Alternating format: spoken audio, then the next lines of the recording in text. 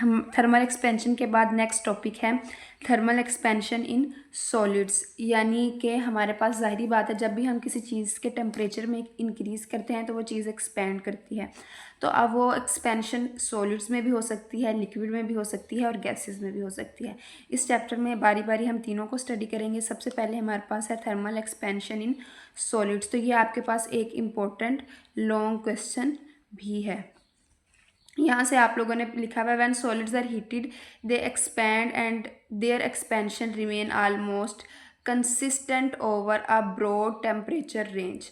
ठीक है कि जब हम सॉलिड्स को हीट करते हैं तो उनकी एक्सपेंशन कंसिस्टेंट रहती है। अभी हमारे पास कंसिस्टेंट का क्या मतलब है, आए हम इसको समझते हैं। इससे ये आपके पास एक रोड है स्टील का या कोई भी आपके पास सॉलिड है, ज़ाहिरी बात है आपने 5 डिग्री टेम्परेचर को इंक्रीज़ किया। ठीक है, पहले ये किसी भी टेम्परेचर पे था, आपने temperature 5 degree increase Celsius increase कर दिया तो इसकी लेंथ में इतना इंक्रीज़ हुआ। ठीक है, एक्सपैंड हुआ।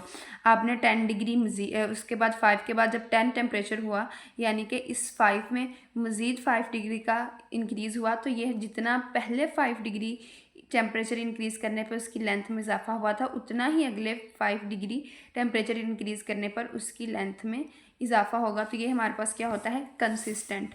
तो उसके बाद आगे यहाँ से आपने करना है चेंज इन टेम्परेचर में काज रिस्पेक्टिव चेंज इन लेंथ। यानी कि टेम्परेचर को चेंज करने से सॉलिड्स की या तो लेंथ चेंज होगी या फिर वॉल्यूम ऑफ द सॉलिड होगा। तो अगर आपको ये लॉन्ग क्वेश्चन आ जाए तो आप इसको इस तरह कर सकते हैं कि थर्मल एक्सपेंशन इन सॉलिड्स ये दो तरह का होता है। एक होता है हमारे पास लीनियर थर्मल एक्सपेंशन और दूसरा हमारे पास होता है वॉल्यूम थर्मल एक्सपेंशन। अब पहले हम लीनियर थर्मल एक्सपेंशन को आपकी बुक से समझते हैं, फिर आपको बताएंगे आपने इसको अटेम्प्ट कैसे करना है।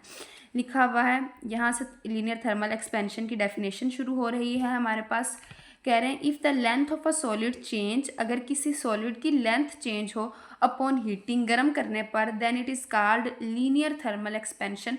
तो हम इसको लीनियर थर्मल एक्सपेंशन कहेंगे। लीनियर कहते हैं एक सीधी लाइन में, जैसे देखें टेम्परेचर इंक्रीज़ करने पर ये आपके पास यहाँ पे लेंथ में इजाफा हुआ था ना, सिराते मुस्तकीम यानी बिल्कुल सीधी लाइन में अगर टेम्परेचर में इंक्रीज़ हो रहा है तो हम उसको कहेंगे लीनियर थर्मल एक्सपेंशन। ठीक है, ये तो इसकी हो गई डेफिनेशन। तो thermal expansion, linear thermal expansion में सबसे पहले आप लोगों ने उसकी डेफिनेशन बुक से हमने कर लिया। अब उसकी एक्सप्लेनेशन के पहले मैं आपको कॉपी पे समझाती हूँ, उसके बाद फिर हम आपकी बुक से पढ़ेंगे कि क्या है। एक्सपेंशन के लिए, लीनियर थर्मल एक्सपेंशन को समझने के लिए आप कंसीडर कर लें कि हमारे पास एक स्टील का रोड है, ये वाला, इसकी लेंथ है हमारे पास L नोड और टेम्परेचर है T नोड। ठीक है, फ़र्ज़ करें ये आपके पास रूम टेम्परेचर पे पड़ी हुई है तो इसकी लेंथ हमारे पास L नोड है और टेम्परेचर हमारे पास है T नोड। जैसे ही हमने टेम्परेचर को इंक्रीज़ किया तो टेम्परेचर T नोड से इंक्रीज़ होकर T हो गया तो उसकी लेंथ भी L नोड से इंक्रीज़ होकर क्या हो जाएगी, L हो जाएगी। ठीक है, अब हम चेंज इन लेंथ आप कैसे फाइंड कर सकते हैं, delta L is equal to हमारे पास क्या होगा, यानी ये जो ज़्यादा वाली लेंथ है उसमें से कम वाली को, यानी बाद वाली में से पहले वाली को माइनस करेंगे। चेंज इन लेंथ क्या होगा, delta L is equal to L minus L naught. अब चेंज इन टेम्परेचर हमारे पास क्या होगा, यानी कि हमारे पास change delta T, change in temperature क्या होगा हमारे पास, बाद वाला टेम्परेचर ज़्यादा है ना जिस पर उसकी लेंथ में इंक्रीज़ हुआ, तो हम कह सकते हैं कि टी माइनस टी नोट। ठीक है, यहाँ तक आपको उम्मीद है समझ आ गई होगी। अब अगला नेक्स्ट हमारे पास चीज़ है कि डेल्टा एल यानी उसकी जो लेंथ में चेंज हुआ है ये किस किस चीज़ पर डिपेंड कर रहा है। यहाँ से थोड़ा सा आपको समझने की कोशिश करनी होगी। पहली बात तो बहुत सिंपल है कि हमारे पास लेंथ में चेंज तभी होगा जब हमारे पास टेम्परेचर में चेंज होगा। तो हम कह सकते हैं कि हमारे पास जो उसके अंदर लेंथ में चेंज है वो किस पे डिपेंड करता है, चेंज इन टेम्परेचर पे। और दूसरी चीज़ जिस पर वो डिपेंड करता है वो हमारे पास है कि उसकी ओरिजिनल लेंथ क्या थी। ज़ाहिरी बात है जो भी उसकी लेंथ में तब्दीली आएगी उसकी ओरिजिनल लेंथ के हिसाब से ही आएगी ना। तो हम कह सकते हैं कि लेंथ में चेंज किस किस चीज़ पे डिपेंड करता है, ओरिजिनल लेंथ एल नोट पे और हमारे पास चेंज इन टेम्परेचर यानी कि डेल्टा टी, इन दोनों पे हमारे पास क्या करता है, डिपेंड करता है।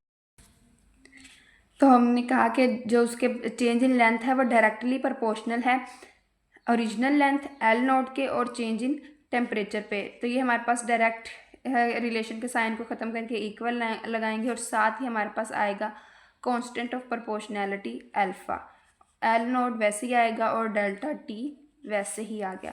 अब अभी हमें पता है कि ये हमारे पास अल्फ़ा की अगर हमें वैल्यू फाइंड करनी हो तो हम कैसे फाइंड करेंगे, अल्फ़ा को इधर ही रहने देंगे, इन दोनों को उठा के उस साइड पे ले जाएंगे। तो हम ऐसे लिख सकते हैं कि alpha is equal to delta L divided by L nought delta T. तो ये आपके पास किसकी वैल्यू आ गई, अल्फ़ा की, ठीक है। लेकिन अगर आपने उसकी बाद वाली लेंथ फाइंड करनी हो तो आपने सेम फार्मूला लिखना है, delta L is equal to alpha L nought delta T. आपको पता है डेल्टा एल किसके इक्वल होता है, अभी हम पढ़ चुके हैं, delta L is equal to L minus L nought के। तो हम इसकी जगह पे इसकी वैल्यू प्लेस करेंगे, L minus L nought is equal to alpha L nought delta T. हमने ये वाली लेंथ फाइंड करनी है, उसकी एल इधर ही रहेगा, इस साइड पे माइनस हो रहा है, उस साइड पे जाके क्या हो जाएगा, प्लस हो जाएगा, alpha L nought delta T plus L node, ठीक है, एल। तो अब ये हमारे पास ये प्लस से पहले एक हमारे पास एक्सप्रेशन बन गई और ये इसमें से हम एल नोड को कॉमन लेंगे तो हमारे पास क्या बच जाएगा, अल्फ़ा डेल्टा टी, यहाँ से एल नोड बाहर कॉमन चला गया, प्लस 1। तो आपके पास एक बन गई ये वाली ये वाली, ठीक है। तो अब हम इस टॉपिक को बुक से पढ़ते हैं, उम्मीद करूँगी कि आपको बुक से इसकी बिल्कुल बहुत अच्छी समझ आएगी। तो यहाँ से हमने सबसे पहले लीनियर थर्मल एक्सपेंशन की डेफिनेशन पढ़ी थी, आगे एक्सप्लेनेशन एक दफ़ा मैंने आपको समझा दिया, अब आपको बुक से पढ़ते हैं। For example consider a metal road, मैंने आपको कहा था आप स्टील का रोड कंसीडर कर लें तो आप मेटल का भी कर सकते हैं, with an initial length L naught at a temperature T naught के, उसकी जो हमारे पास इनिशियल लेंथ एल नोड है और उसका टेम्परेचर क्या है, T naught. When heated to ah, देखें ये हमारे पास डायग्राम भी बनी हुई है आपकी बुक के अंदर, आप लोग यहाँ से भी कर सकते हैं कि उसके अंदर बता रहे हैं इसका, ये हमारे पास टेम्परेचर क्या है, शुरू वाला टी है और उसकी लेंथ क्या है, हमारे पास एल नोड है। When temperature rise to T its length become L. अब हमने उसका टेम्परेचर क्या कर दिया, टी कर दिया, तो उसकी लेंथ हमारे पास क्या हो जाएगी, एल। दस increase in length of the road is given by, तो अब हमारे पास चेंज इन लेंथ क्या दिया हुआ है, delta L is equal to L minus L nought, और राइज इन टेम्परेचर यानी कि चेंज इन टेम्परेचर क्या है हमारे पास, टी माइनस टी नोड, ठीक है। अब वही वाली बात कि उसकी चेंज इन लेंथ किस पर डिपेंड करती है, it has been observed it has been observed that the change in length delta L of the solid is directly proportional to the original length L node and temperature change delta T, जैसे कि अभी हम पीछे पढ़ चुके हैं। उसके बाद डेल्टा L डायरेक्टली प्रोपोर्शनल है, उसको उन्होंने इक्वेशन की फॉर्म में लिख दिया, ये जो उन्होंने लाइंस लिखी हुई थी, इस साइन को हटाएंगे, कांस्टेंट ऑफ प्रोपोर्शनैलिटी आएगा, alpha L nought delta T. Alpha की वैल्यू फाइंड की हुई है पहली उन्होंने इक्वेशन में, ये आपके पास इधर मल्टीप्लाई और उस साइड पे जाके डिवाइड कर दिया, तो ये एक आपके पास इक्वेशन आ गई। दूसरी इक्वेशन के अंदर उन्होंने क्या किया हुआ है, डेल्टा एल की वैल्यू लगा दी, हमें पता है किसके इक्वल होता है, एल माइनस एल नोड के, साइड वाली इक्वेशन वैसे ही आ गई। यहाँ से ये एल नोड इधर माइनस हो रहा है, उस साइड पे जाके प्लस होगा, फिर बाद में उन्होंने उससे कॉमन लेके ये आपके पास दूसरी इक्वेशन भी बन गई, ये भी हम पीछे समझ चुके हैं। लिखा हुआ hence alpha is called the constant of the linear expansion, इसको हम लीनियर एक्सपेंशन का कांस्टेंट कहेंगे ऑफ द मटेरियल, और इसकी कुछ वैल्यूज़ आपको ये साइड बॉक्स में उन्होंने बताई हुई हैं। तो ये इसके अंदर से कोई 2-3 आप लोगों ने याद करनी है, इंपॉर्टेंट, ठीक है। जैसे कि हमारे पास गोल्ड आ गया, उसके बाद आपके पास कंक्रीट का क्या होता है, एलुमिनियम क्या होता है, स्टील क्या होता है, ये 4 खूब आपने वैल्यूज़ याद कर लेनी है, इनफ है इस टेबल के लिए। आगे हम देखते हैं कि उसके अंदर वॉल्यूम के अंदर एक्सपेंशन क्या होता है और उसकी इक्वेशंस कैसे बनती हैं।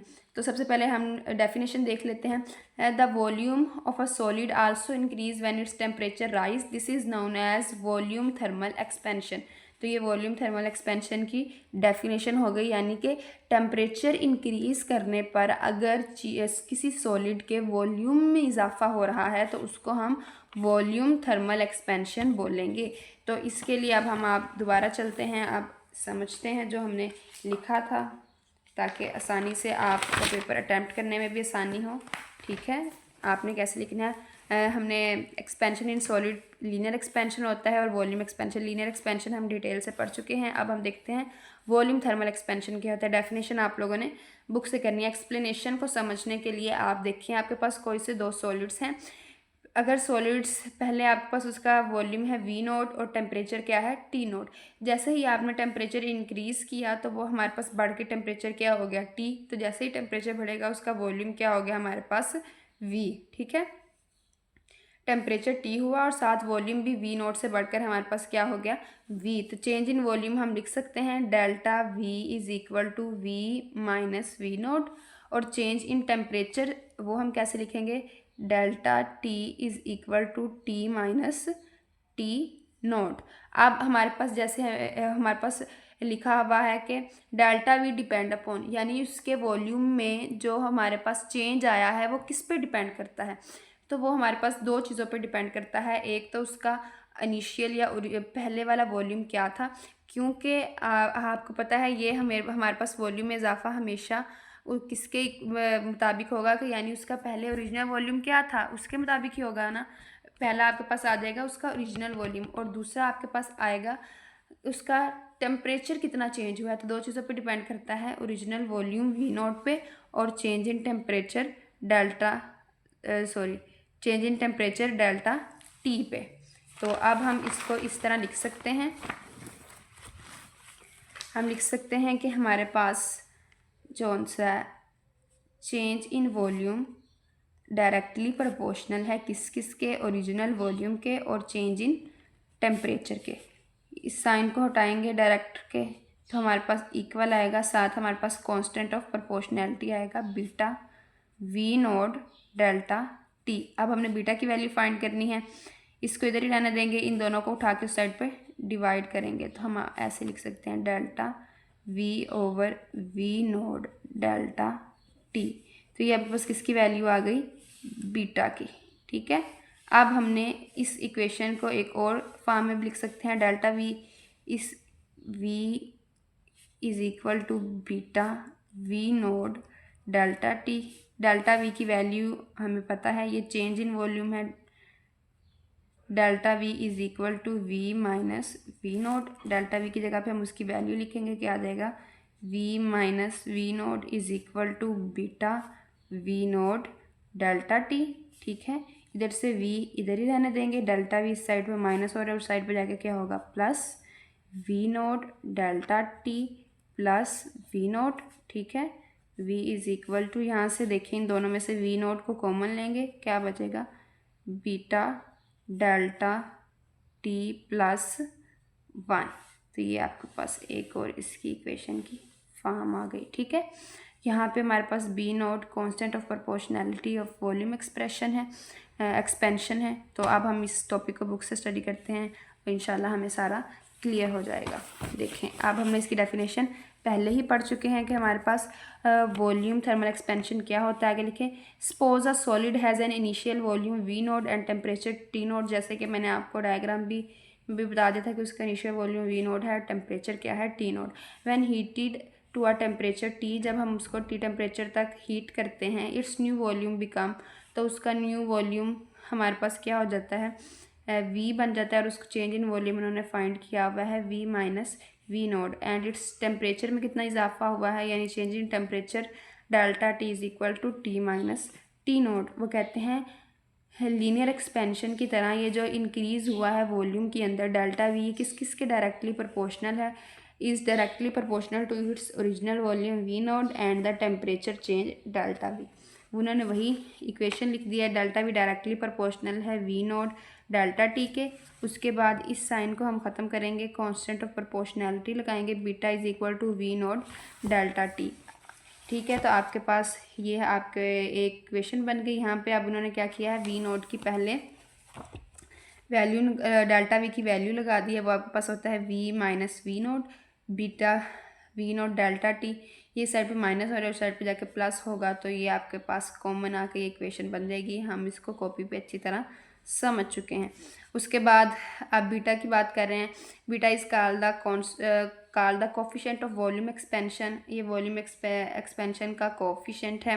We determined how much material expand with temperature. ये हमें बताता है कि टेम्परेचर का इंक्रीज़ करने से हमारे पास मटेरियल कितना एक्सपेंड करेगा। Different solids have different values of beta. हमारे पास डिफरेंट सॉलिड्स के लिए बीटा की वैल्यू डिफरेंट होती है।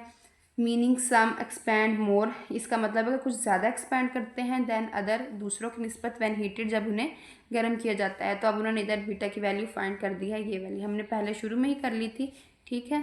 तो यहाँ पर आप लोगों का ये सवाल जो है वो कंप्लीट होता है, थर्मल एक्सपेंशन इन सॉलिड्स, ठीक है। तो ये आप लोगों ने अच्छी तरह से कर लेना है। ये पहला चैप्टर का थर्मल एक्सपेंशन दो तरह का था, लीनियर थर्मल एक्सपेंशन वो हमने पढ़ाई, डेफिनेशन लिखेंगे, उसकी एक्सप्लेनेशन, ये सारी आपके पास उसकी डायाग्राम थी, ये सारी एक्सप्लेनेशन यहाँ तक आप लोगों ने वो की। उसके बाद आगे यहाँ से हमारे पास वॉल्यूम एक्सपेंशन शुरू होता है, वॉल्यूम थर्मल एक्सपेंशन, उसकी डेफिनेशन, ये आगे से उसकी आपके पास सारी एक्सप्लेनेशन है यहाँ तक। तो यहाँ पे आके आपका सवाल ख़त्म हो जाता है, ठीक है। आगे ये वाली लाइनें आप वैसे पढ़ लें, लेकिन आप लोगों को इसको याद करने की, इस टॉपिक में इंक्लूड करने की ज़रूरत नहीं है, ठीक है। In solid some atoms are arrange in right regular pattern as temperature rise, एक मखसूस पैटर्न के साथ वो अरेंज होते हैं जैसे ही टेम्परेचर को इंक्रीज़ करते हैं। Each atom pushes slightly harder against the neighbour due to its increase vibration. जैसे आपको पता है ना, हमने कहा कि टेम्परेचर इंक्रीज़ करेगा तो काइनेटिक एनर्जी इंक्रीज़ करेगी और वो हमारे पास मॉलिक्यूल तेज़ी से आगे पीछे वाइब्रेट करना शुरू कर देंगे और वो पहले जिस तरह पुश कर रहे थे उससे ज़्यादा अपने नेबर वाले एटम को पुश करेंगे। Since there is no room to move inward the surface expand outward, अब वो कोई जगह उनके दरमियान, कोई दो मटेरियल के दरमियान कोई ऐसी प्लेस नहीं होती कि वो इनवर्ड मूव करें, तो इसलिए वो क्या करते हैं, वो बाहर की तरफ एक्सपैंड करते हैं, एक्सपैंड आउटवर्ड इंस्टेड। तो वो इनवर्ड की बजाय आउटवर्ड क्या करते हैं, एक्सपैंड करते हैं। आई होप आप लोगों को आज का टॉपिक अच्छा लगा होगा। अगर आप लोगों को आज के टॉपिक की समझ आई है या इससे रिलेटेड कोई भी क्वेश्चन है तो आप कमेंट बॉक्स में पूछ सकते हैं, ठीक है। अल्लाह हाफिज़।